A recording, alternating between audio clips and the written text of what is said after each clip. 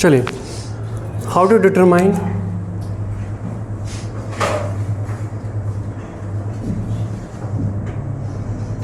The hybridisation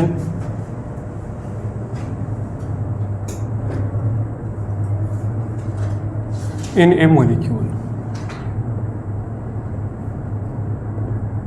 किसी molecule में हम हाइब्रिडाइजेशन कैसे पता करेंगे कि क्या हाइब्रिडाइजेशन इसमें यूज हुई है। ठीक है, तो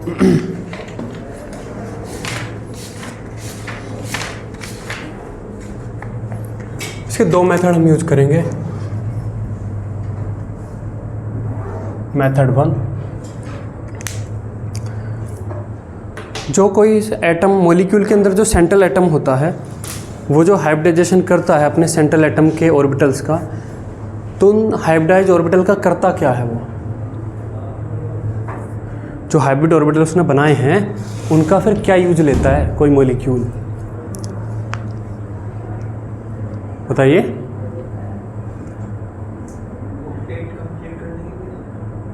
नहीं, ओवरलैपिंग करने के लिए। जो PCl5 मॉलिक्यूल है, PCl5 ने, फास्फोरस ने अपने पास 5 ऑर्बिटल बनाए हैं, sp3d नाम के 5 हाइब्रिड ऑर्बिटल तैयार किए हैं। तो उन हाइब्रिड ऑर्बिटल से क्या करेगा, Cl के p ऑर्बिटल के साथ ओवरलैपिंग करेगा, यही करेगा ना।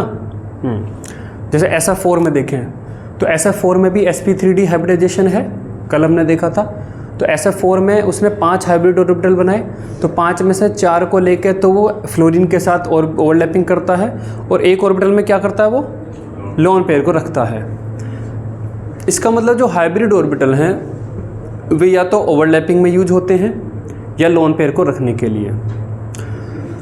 तो इसका मतलब अगर सेंट्रल एटम के पास कितने लोन पेयर हैं और कितने उसने बॉन्ड बनाए, अगर मैं ये कैलकुलेट कर लूँ तो फिर मुझे पता चल जाएगा कि कितने हाइब्रिड ऑर्बिटल उसे चाहिए।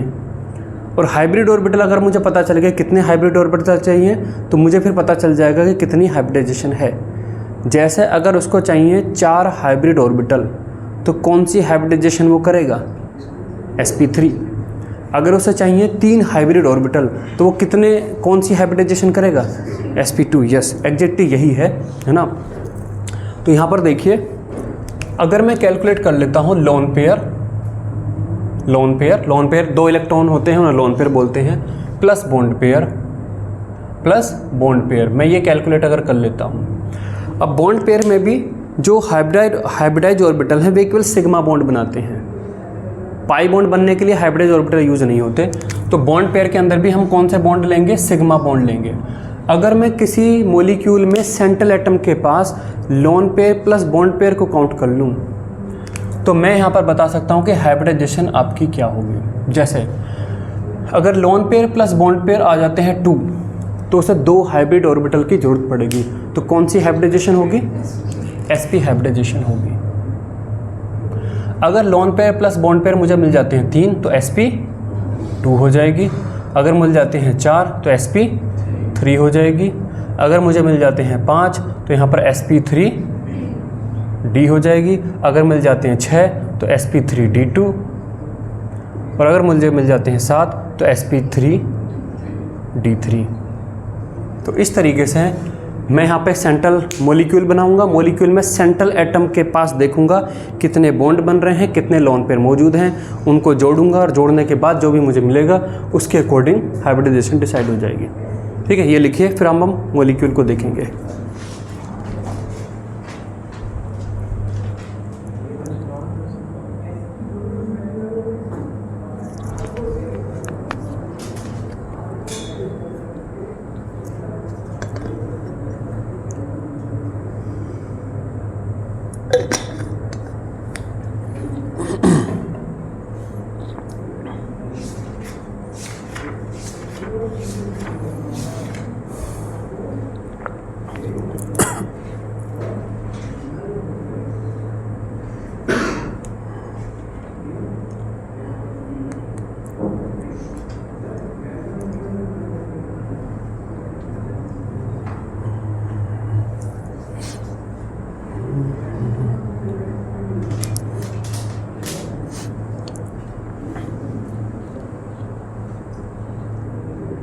लिख लिया।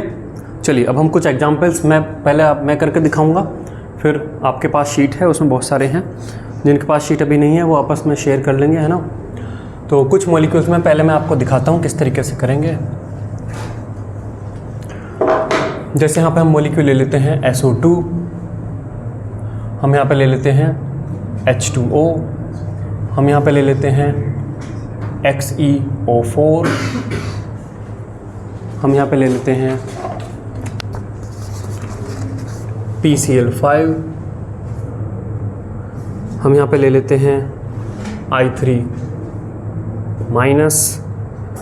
हम यहाँ पे ले लेते हैं XeOF4। ठीक है, ये कुछ हम एग्जाम्पल ले लेते हैं।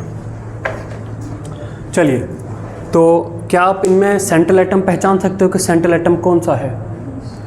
सेंट्रल एटम यूजली साइज में बड़ा होता है ना, और जो आउटर एटम है, जो बाहर जुड़े हुए एटम हैं, यूजली वे ज़्यादा इलेक्ट्रोनेगेटिव एटम होते हैं, है ना। तो दो पहचान एक तरीके से हैं कि एक तो सेंट्रल एटम साइज़ में यूजुअली बड़ा होगा, क्योंकि आप एक बड़े एटम के अराउंड छोटे एटम अरेंज कर सकते हो, छोटे एटम के अराउंड बड़े एटम अरेंज नहीं कर सकते। आप एक फुटबॉल के अराउंड क्रिकेट के 3 या 4 बॉल अरेंज कर सकते हो, लेकिन एक क्रिकेट की छोटी बॉल के अक्रॉस आप 4-5 फुटबॉल अरेंज नहीं कर सकते, है ना। देखिए, तो यहाँ पर सेंट्रल एटम क्या होगा? सल्फर होगा, यहाँ पर ऑक्सीजन, यहाँ पर जीनोन होगा, यहाँ पर आपका फास्फोरस होगा, यहाँ पर तीनों आयोडीन है तो फिर ऑब्वियस आयोडीन होगा, और यहाँ पर जीनोन होगा। चलिए, तो सेंट्रल एटम बनाएंगे। सेंट्रल एटम में सल्फर हमने बना लिया। अब यहाँ पर आपको क्या जरूरत पड़ेगी? इनके वैलेंस इलेक्ट्रॉन। तो यहाँ पर मैं थोड़ा सा मैं बना देता हूँ। ये आपका 3rd A है, ये आपका 4A है, ये आपका 5A है, 6A, 7A और आपका 8, ग्रुप 8, है ना। तो यहाँ पर आपका बोरोन इसी में होता है, एल्यूमिनियम इसी में ही होता है ना। जितने एटम जरूरी उतने मैं बना देता हूँ। यहाँ पर कार्बन होता है, यहाँ पर सिलिकॉन होता है, नाइट्रोजन, फास्फोरस, यहाँ पर आपका ऑक्सीजन, सल्फ़र, यहाँ पर आपका फ्लोरीन, क्लोरीन, ब्रोमीन, आयोडीन, है ना। यहाँ पर आपका नियोन, आर्गन, क्रिप्टन, जेनोन, है ना। ये एटम है। तो जिस ग्रुप नंबर में बैठे हुए हैं, इनके पास वैलेंसी शेल में उतने ही इलेक्ट्रॉन मौजूद हैं। फास्फोरस अगर ग्रुप 5A में बैठा है तो फास्फोरस के पास वैलेंस शेल में 5 इलेक्ट्रॉन हैं, क्लोरीन के पास 7 हैं, जीनोन के पास वैलेंस शेल में 8 इलेक्ट्रॉन हैं। ठीक है, तो इस तरीके से आपको वैलेंस इलेक्ट्रॉन पहले तो पता होने चाहिए। तो सल्फ़र देखिए, सल्फ़र के पास कितने हैं? वैलेंस शेल में 6 इलेक्ट्रॉन हैं। तो हम इस तरीके से 6 डॉट बना लेंगे। 1, 2, 3, 4, 5, 6, 6 डॉट हमने यहाँ पर बना लिए। अब ऑक्सीजन के साथ इसको बॉन्ड बनाना है। ऑक्सीजन कितने बॉन्ड बनाता है? अपने ऑक्टेट को एक तरीके से पूरा करने के लिए 2 बनाता है। तो यहाँ पर हम बना देंगे इस तरीके से 1, 2, 3, 4, 5, 6, है ना।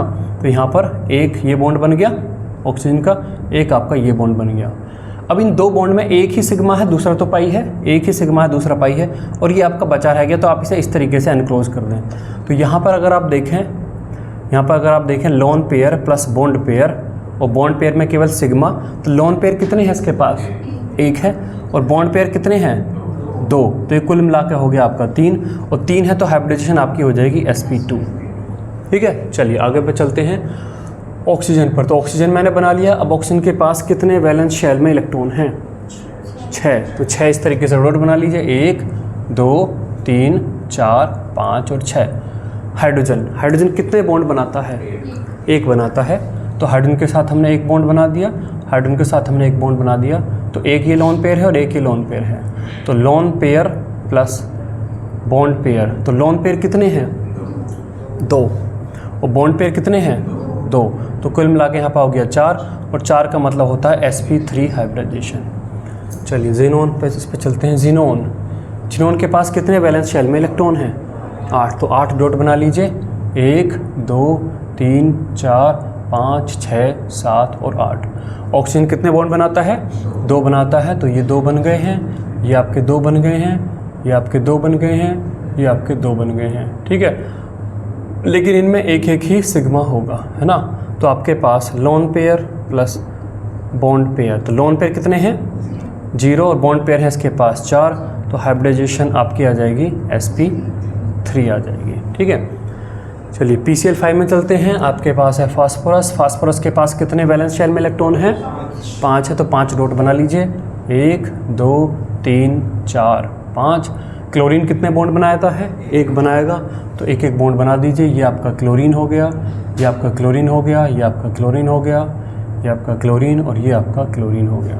तो यहाँ पर loan pair plus bond pair में कितने लोन पेयर हैं? और बॉन्ड पेयर 5, तो कुल हो गया आपका 5। तो यहाँ पर आपका sp3d आपका हो जाएगा। I3 minus. अब I3 माइनस में इस माइनस का क्या करना है, पहले हमें ये देखना है। देखिए I3 माइनस में ये जो माइनस चार्ज या प्लस चार्ज हो सकता है, ये सेंट्रल एटम के पास भी हो सकता है और ये आपका आउटर एटम के पास भी हो सकता है। जैसे यहाँ पे देखिए I3 माइनस में यहाँ पर I है, यहाँ पर ये सेंट्रल एटम के पास होगा। थोड़ा सा ये आपको अनुभव से ही पता चलेगा किसमें किसके पास है।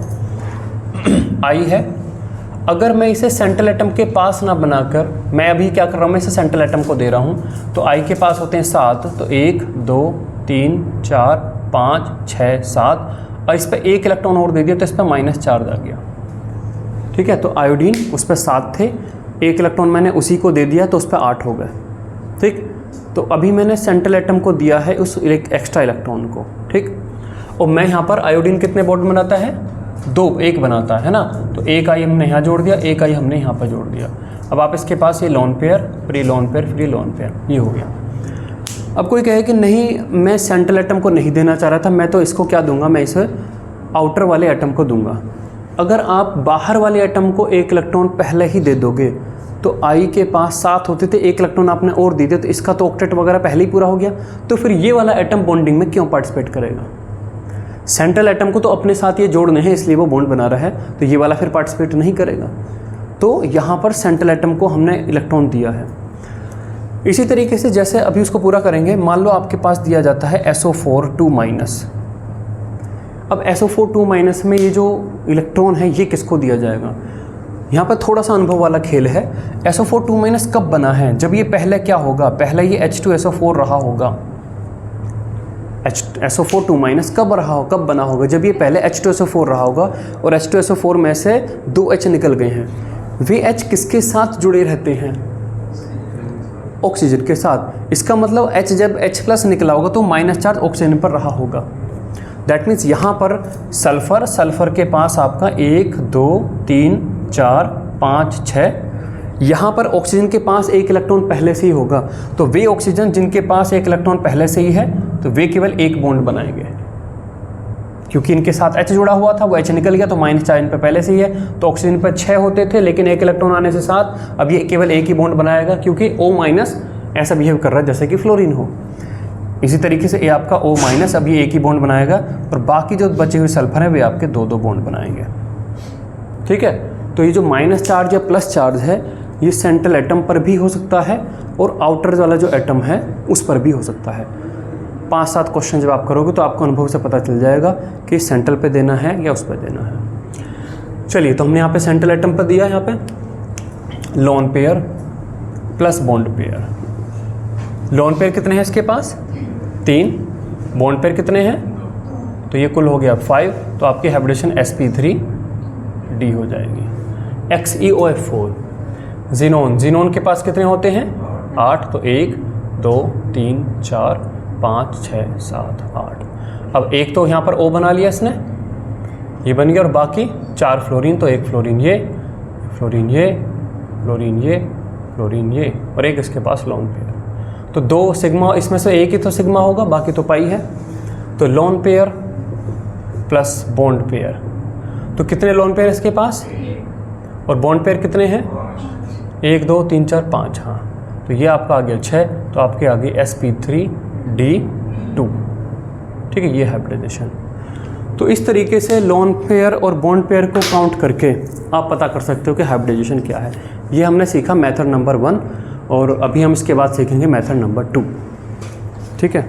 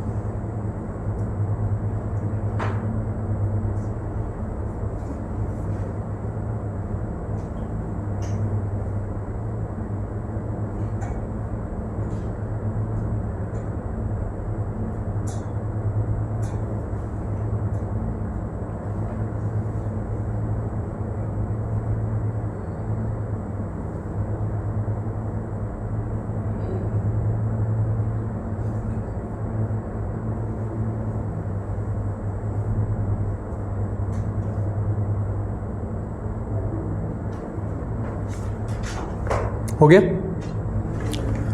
चलिए मेथड 2 देखते हैं।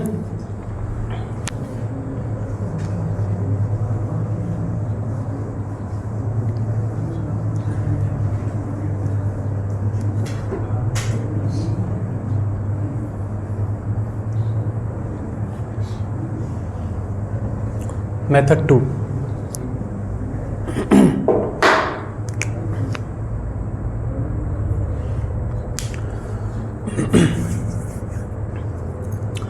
मेथड 2 में पहले वो कहता है कि जो आपका मॉलिक्यूल है उसमें जितने भी एटम हैं उनके पास जितने भी वैलेंस इलेक्ट्रॉन हैं आप उनको पहले ऐड कर लीजिए, है ना। तो इसमें लिखिए मेथड 2 पॉइंट वाइज हमें यहाँ पे इसमें लिखेंगे add all valence electron of all atoms, add all valence electron of atoms, add all valence electrons of all atoms including charge, including charge, including charge। ठीक है, जैसे देखिए कितने एटम है यहाँ पर इस मॉलिक्यूल के पास, कितने एटम है? 3, 1 सल्फर 2 ऑक्सीजन। भाई सल्फर के पास कितने वैलेंस इलेक्ट्रॉन है? ऑक्सीजन के पास 6, है ना। तो कितने वैलेंस इलेक्ट्रॉन हो गए? हाँ, तो टोटल वैलेंस इलेक्ट्रॉन हमारे पास हो गए यहाँ पर 18। यहाँ पर कितने हो गए, इसे मैं सर्किल आउट कर देता हूँ। इसके पास कितने हैं? 8। सर्किल आउट कर देता हूँ। इसके पास कितने हैं? 8 तो इसके पास है और 6 इसके पास। 6 तो 24, 24 और 8 कितने हो गए? 32, है ना। इसके पास फास्फोरस के पास 5 हैं और Cl के पास है 7। 7 में जब 35, 35 और 5 कितने हो गए? 35 और 5 40 हुए ना। आई के पास कितने हैं? 7 हैं, 3 आयोडीन है तो 21 और एक ये चार्ज भी है तो इसके पास हो गए टोटल 22। जिनोन के पास हो गए 8 और उसके पास 6, 14 हो गए। 14 के पास यहाँ पे 28, 14 और 28 कितने हो गए?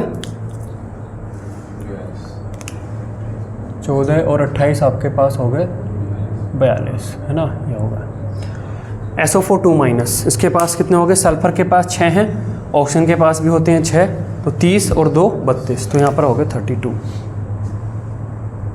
एक और बना लेते हैं, जैसे कि आपके पास है मान लो NH4+, तो नाइट्रोजन के पास होते हैं 5 और 4 9 और उसमें से 1 चला जाएगा क्योंकि प्लस चार्ज है, तो इसके पास हो गए 8।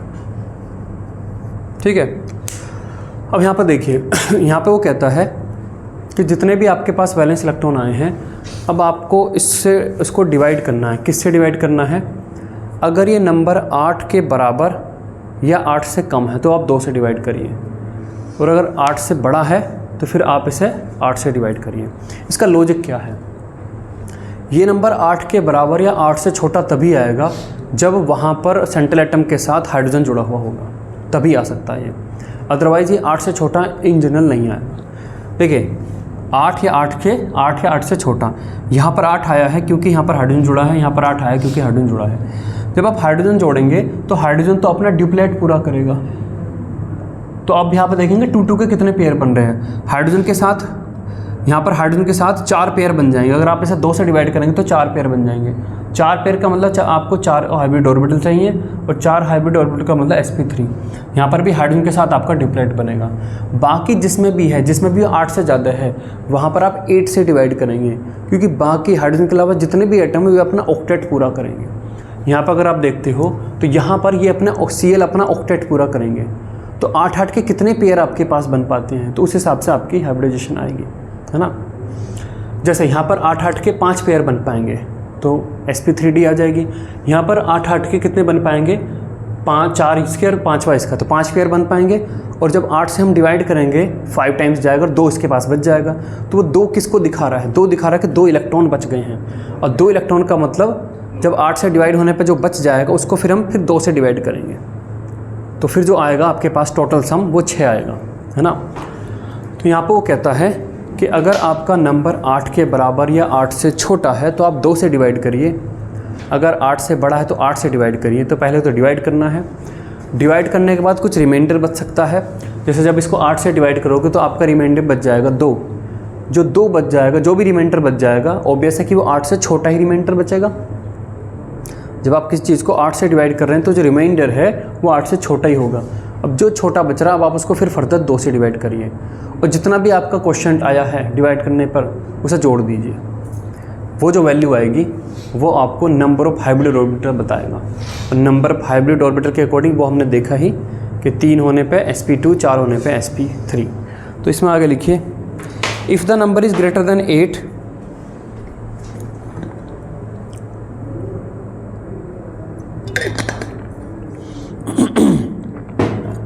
if the number is greater than 8 then divide the number by 8, then divide the number by 8,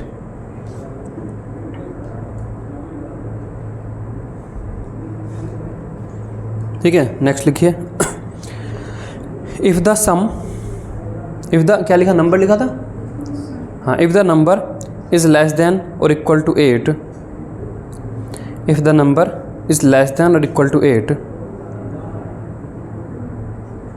then divide the number by 2,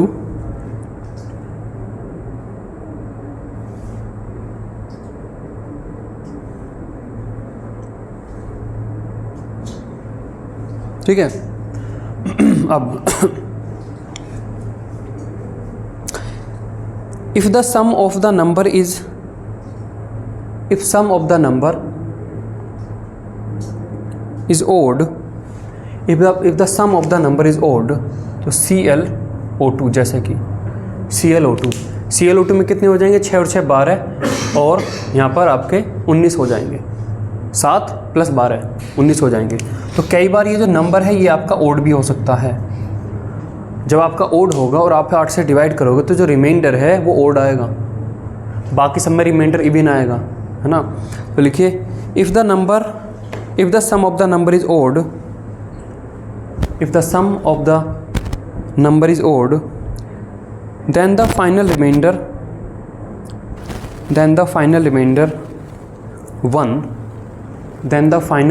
1 will be added with the quotient,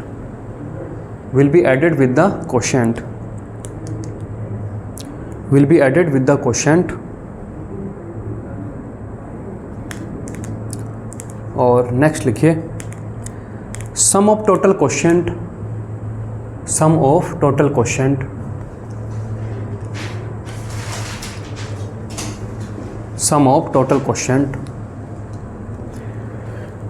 will be equal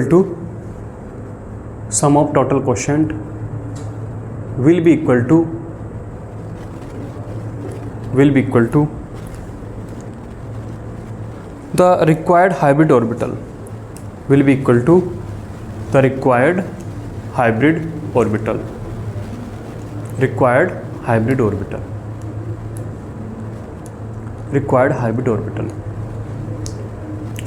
और hybrid orbital के according hybridisation कैसे निकालते हैं वो अभी table बना के बताया है।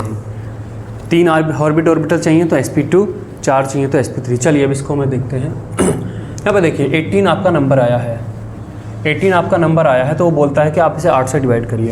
ऑब्वियस है कि अगर नंबर 8 से ज़्यादा आया है तो जो सराउंडिंग एटम्स हैं वे हाइड्रोजन नहीं है, कुछ और हैं, और कोई और जब एटम होते हैं तो उन्हें अपना ऑक्टेट पूरा करना होता है, तो इसीलिए 8 से डिवाइड कर रहे हैं। 6, 5, 4 ऐसे भी तो कुछ कर सकते थे। 8 से या 2 से डिवाइड करने का लॉजिक ही वो है। 8 से डिवाइड का मतलब सराउंडिंग एटम को अपना ऑक्टेट पूरा करना है। तो देखिए 8 से जब हम डिवाइड करेंगे तो 8 2 टाइम्स जाएगा, 16 आ जाएगा। अब ये जो 16 बचा है, 16 यहाँ पर 2 बचा है, ये 2 बचा है, इस 2 को हम फिर से डिवाइड करेंगे, किससे, 2 से डिवाइड करेंगे। 2 से जब डिवाइड करोगे तो यहाँ पर 1 आएगा, तो 1 को फिर यहाँ लिख देंगे और यहाँ पर हो जाएगा 2 और यहाँ पर फाइनली 0। तो यहाँ पर 2 + 1 आपका कितना आ गया, 3 आ गया, और 3 का मतलब आपकी हाइब्रिडेशन होगी sp2। ठीक है। अगला देखिए यहाँ पर 8, यहाँ पर आपके पास आ रहा है 8। अब 8 है तो इसका मतलब 8 तभी आ सकता है जब सेंट्रल एटम के साथ हाइड्रोजन जुड़े हैं, अदरवाइज आपका 8 से ज़्यादा ही नंबर आएगा। इसका मतलब हाइड्रोजन को ड्यूप्लेट पूरे करने हैं, तो आपको 2 से डिवाइड चल रहा है। कितने ड्यूप्लेट्स आ रहे हैं, 2 से डिवाइड करिए, 2 4 टाइम्स ऑफ 8, ये रिमाइंडर 0, तो 4 का मतलब आपका क्या हो जाएगा, sp3। चलिए 32 लिखिए। 32 किससे डिवाइड करेंगे हम, 8 से, तो 8 4 टाइम्स आपका 32, ये 0, तो कितना आ जाएगा, sp3। PCl5 40 है, तो यहाँ पर 8 से यहाँ पर आपका 5 40 आ जाएगा, ये 0, तो आपका आ जाएगा sp3d। यहाँ पर आपका 22, तो 22 में 8 से हम डिवाइड करेंगे तो 8 2 टाइम्स ऑफ 16। अब यहाँ पर बचा 6, अब इसको फिर से डिवाइड करेंगे 2 से, तो प्लस के आपका यहाँ पर 3 और यहाँ पर आपका 6 और आपका ये है ना। यहाँ पर अगर आप इसे ध्यान से देखो तो 2 + 3 क्या दिखा रहा है, 2 + 3 यहाँ पर दिखा रहा है कि यहाँ पर आयोडीन है, 1 2 3 4 5 6 7 8 माइनस चार्ज, 2 तो यहाँ पर बॉन्ड पेयर बने, 2 तो यहाँ पर बॉन्ड पेयर बने और 3 यहाँ पर लोन पेयर के सेट बने।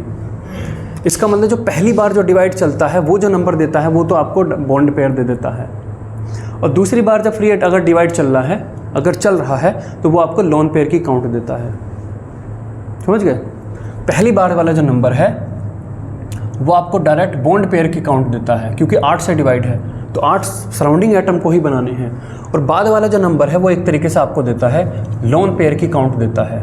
ठीक है। तो ये मैथ जो फॉर्मूला है, जो तरीका है, ये भी एक तरीके से मैथमेटिकल अप्रोच के साथ बनाया गया है ना। 42 में यहाँ पे देखिए 42 है, तो यहाँ पर 8 आपका कितना 5 टाइम्स ऑफ यहाँ पर 40 हो गया, तो यहाँ पर 2।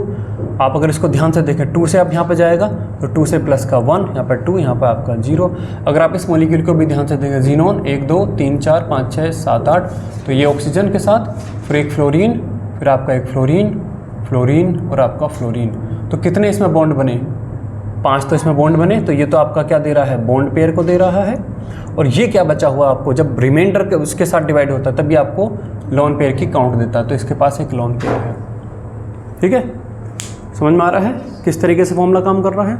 चलिए NH4 में यहाँ पर देखिए, तो आपके पास नंबर है 8, आप इसे डिवाइड करेंगे 2 से, तो 2 4 टाइम्स ऑफ 8, यहाँ पर ये, तो इसके पास 4 का मतलब यहाँ पे चारों के चारों बॉन्ड पेयर ही होंगे।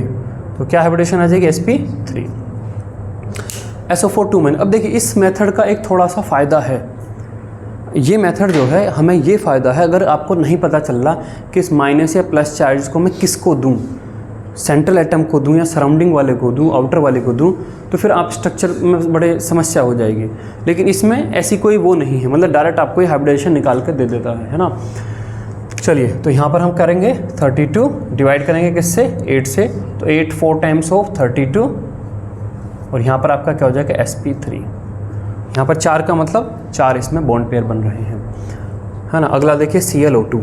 अब ClO2 में देखिए 19 में हम यहाँ पर डिवाइड करेंगे 8 से, तो 8 यहाँ पर कितना जाएगा, 2 टाइम्स ऑफ 16, है ना।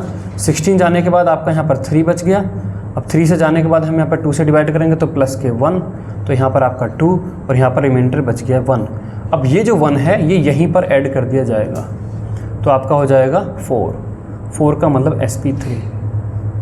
देखिए इसमें होता क्या है, ओड इलेक्ट्रॉन वाले जो ऐसे मॉलिक्यूल जिनमें ओड इलेक्ट्रॉन के ये आ जाएँ, ये बहुत कम होंगे, है ना। आपको बहुत ज़्यादा ऐसा नहीं दिखेंगे ये, है ना। NO2 दिख जाएगा, ClO2 दिख जाएगा, मतलब 8-10 मॉलिक्यूल ही आप ऐसे ढूंढ पाओगे जिनमें ओड इलेक्ट्रॉन है। यहाँ पर क्या है कि जो एक बचा हुआ इलेक्ट्रॉन है उसको हाइब्रिड ऑर्बिटल में रखा जाता है। यहाँ पर देखिए Cl के पास कितने हैं, 7 हैं, 1 2 3 4 5 6 और 7। तो यहाँ पर O के साथ बॉन्ड बन गया, O के साथ यहाँ पर बॉन्ड बन गया, तो ये सिग्मा आ गया, ये सिग्मा आ गया, और एक इसके पास लोन पेयर। एक जो बचा हुआ एक इलेक्ट्रॉन है, आप इसे किस में रखना चाहोगे, आप इसे हाइब्रिड ऑर्बिटल में रखना चाहोगे। अगर हाइब्रिड ऑर्बिटल में रखना चाहोगे तो यहाँ पर 1 ऐड करोगे, तभी तो हाइब्रिडाइजेशन में आ लोगे आप इसे। या फिर आप इसे प्योर ऑर्बिटल में रखना चाहोगे, प्योर में रखोगे तो फिर हाइब्रिड ऑर्बिटल की ज़रूरत नहीं है। तो ये जो इलेक्ट्रॉन है ये आपका हाइब्रिड ऑर्बिटल में रखा जाता है। दैट मीन्स इसको आप हाइब्रिड ऑर्बिटल में रखोगे, आप इसे लोन पेयर की तरह ही ट्रीट करोगे। ठीक है, तो जब यहाँ पे आप डिवाइड करोगे तो यहाँ पर 1 बच जाएगा, ये 1 इसी इलेक्ट्रॉन के लिए बच रहा है, तो आप इसे डायरेक्ट ऐड कर दोगे यहाँ पर, तो 4 आपके पास आ जाएगा। तो यहाँ पर देखिए एक हाइब्रिड ऑर्बिटल ये चाहिए, एक ये चाहिए, 2 इन ऑर्बिटल के लिए, इनके लिए भी चाहिए, तो आपका आ जाएगा ऐसे sp3। ठीक है, तो अगर कोई ओड इलेक्ट्रॉन स्पेसी आती है तो उसमें जो एक इलेक्ट्रॉन बचा है आप उसको हाइब्रिड ऑर्बिटल में रखोगे, मतलब उसे लोन पेयर की तरह ही ट्रीट करोगे। ठीक, तो ये है आपका मेथड नंबर 2। ठीक, तो 2 मेथड हैं। वो मेथड फंडामेंटल बोलता है कि कितने लोन पेयर बॉन्ड पेयर चाहिए, ये मैथमेटिकल अप्रोच के साथ बोलता है। दोनों में से जो आपको सूटेबल लगे उसे आप यूज कर सकते हैं।